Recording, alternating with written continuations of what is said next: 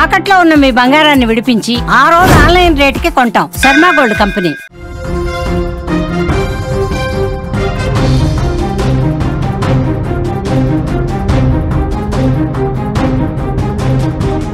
ఇప్పుడు ఎక్కడ చూసినా ప్రపంచంలో చాలా దేశాల్లో అశాంతి రాజ్యమేలుతోంది.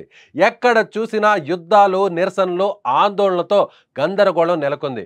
ఒకవైపు నేపాల్, మరోవైపు ఫ్రాన్స్లో అల్లర్లు కొనసాగుతున్న వేళ లండన్ వీధుల్లో ఇప్పుడు నిరసనలు హోరెత్తుతున్నాయి. వలసలకు వ్యతిరేకంగా ఆ దేశ ప్రజలు గళమెత్తారు. భారీగా లండన్ వీధుల్లోకి వచ్చి నిరసనలు చేస్తున్నారు. వలసల వల్ల తమ దేశంలో ఉద్యోగ అవకాశాలు తగ్గిపోతున్నాయని, సామాజిక సమస్యలు పెరుగుతున్నాయని వారు ఆందోళనకు దిగారు. ఈ నిరసనకారులు తమ డిమాండ్లను గట్టిగా వినిపించడానికి నినాదాలు చేస్తూ ప్లకార్డులు పట్టుకొని నగరంలోని ప్రధాన వీధుల్లో ఊరేగారు.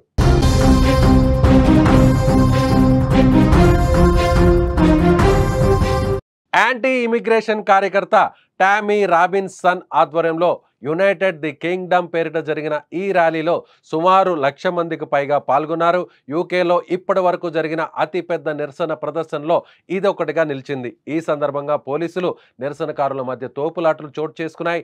నిరసనకారులను అదుపులోకి తీసుకునే సమయంలో పోలీసులపై వాటర్ బాటిళ్లు, రాళ్లు, ఇతర వస్తువులతో దాడులు జరిగాయి. ఈ దాడుల నేపథ్యంలో పోలీసులు 26 మందిని అరెస్టు చేశారు.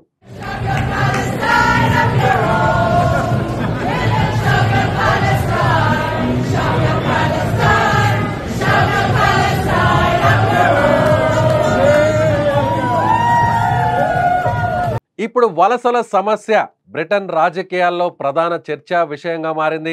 రిఫార్మ్ యూకే తదితర పార్టీలకు ఇది కీలక ఎజెండాగా ఉండగా రాబిన్సన్ ఈ సమస్యను మరింతగా ప్రాచుర్యంలోకి తెస్తూ ర్యాలీలు నిర్వహిస్తున్నారని విమర్శలు ఉన్నాయి. టామీ రాబిన్సన్కు బిలియనీర్ ఎలన్ మస్క్ వంటి ప్రముఖుల మద్దతు ఉందనే వార్తలు కూడా వినిపిస్తున్నాయి. లండన్లో జరిగిన ర్యాలీలో నిరసనకారులు అమెరికా టోపీలు ధరించడమే కాకుండా ఇజ్రాయెల్ జెండాలు కూడా ప్రదర్శించారు. మరోవైపు యాంటీ ఇమిగ్రేషన్ నిరసనకారులు Union Flag, Saint George Cross జెండాలను ఎగరవేస్తూ తమ వ్యతిరేకతను వ్యక్తం చేశారు.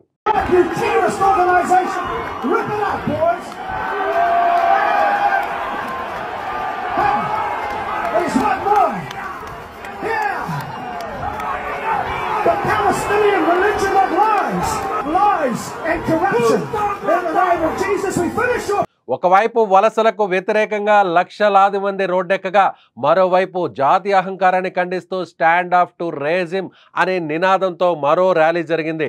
స్టాండ్ అప్ టు రేసిజం అనే సంస్థ నాయకత్వంలో జాతీయ అహంకారానికి వ్యతిరేకంగా 5,000 మంది ప్రజలు ర్యాలీలో పాల్గొన్నారు.